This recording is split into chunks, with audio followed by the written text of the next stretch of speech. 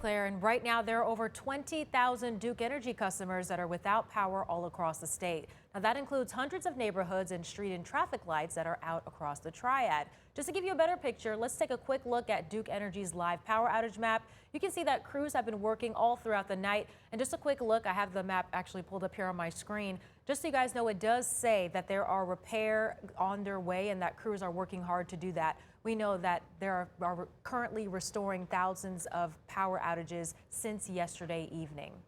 And something also to keep in mind if you come across a down power line, Duke Energy says to assume that it's live. Down power lines can still carry high voltage currents, and the company says that you should stay back at least 30 feet, especially if the ground is wet or if there is some standing water, because electrical currents can jump. Lastly, do not drive on power lines.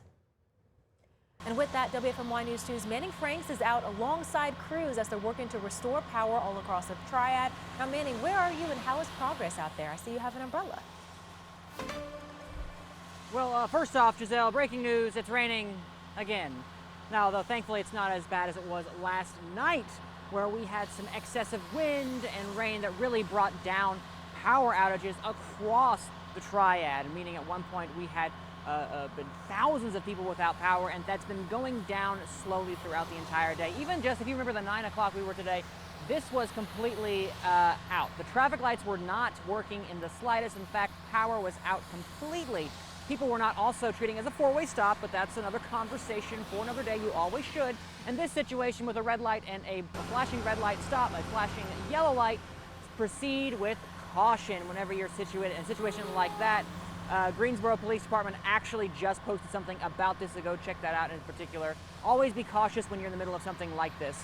Now, one thing, when I was talking with Duke Energy's Jeff Brooks today, he gave me kind of the rundown of this particular storm that we saw. Now, in response, they had 200 linemen that they're bringing extra as soon as the sun came up to help try to combat these large numbers we saw with the power outages. Now, here's what Jeff Brooks was telling me when it comes to this particular summer storm that we had last night. You know, we have a lot of technology to help restore power after storms, but we haven't figured out technology to control Mother Nature, that we can sort of know in the forecast where a storm's going to go.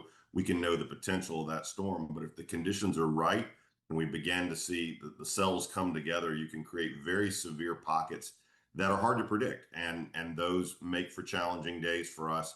We do see them, periodically throughout the year when the conditions are right. And if you think about it, it's been, very hot. There's a lot of energy in the atmosphere. And of course, our meteorologist knew exactly this storm was going to happen, so it was not a surprise, but we never know exactly where it's going to hit just right enough to where we're going to have these massive power outages as we did. I know for myself and my wife, we lost our power for nearly 12 hours. Thankfully, it is now back up. And of course, if you are still waiting, be patient. Jeff Brooks of Duke Energy said that they are making their way across the Triad and will work tirelessly to make sure that your power is back on. No timeline just yet, but they said again, be patient. Live here in Greensboro, I'm Manning Franks, WFMY News 2. Thank you, Manning. Now, some of the earliest reports of power outages in our area began about 7 p.m. on yesterday. And for those who are still without power, that means at this point you're going on 17 hours without electricity. So there's some things that you should take a look at, especially when it comes to what you might need to eat later on with your fridge. Now, federal food safety rules say that if your power has been out less than 4 hours, your food should be safe. But if it's been out longer or if it's still out, make sure to check on those perishable items. Now, if your fridge temperature rose above 40 degrees, those foods may need to be thrown out. Also, an unopened freezer that can also keep your food safe. Think about that. You got 24 hours. If you're unsure, just follow the food safety rule. When in doubt, throw it out. And always remember, WFMY News 2 is streaming live local radar 24/7. You can check the forecast whenever you want. Just make sure to use that QR code right there on your screen. You can download our app, and you could also start streaming for free.